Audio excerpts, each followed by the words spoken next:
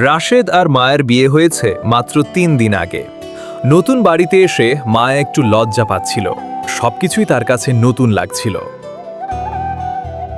সকালে মায়া রান্নাঘরে গিয়ে চা বানাতে লাগলো।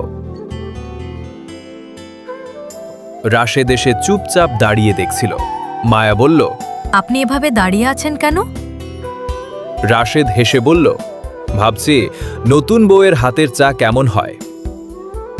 চা খেয়ে রাশেদ বলল, চা তো দারুণ, এখন থেকে প্রতিদিন এমন চা চাই। মায়া লজ্জা পেয়ে বলল, তাহলে আপনাকেও আমাকে সাহায্য করতে হবে। তারপর দুজন মিলে ঘর গোছাতে লাগলো। কাজ করতে করতে করতে হাসি ঠাট্টা, ছোট ছোট কথা, ধীরে ধীরে নতুন বাড়িটা তাদের দুজনের ভালোবাসার ঘরে পরিণত হলো।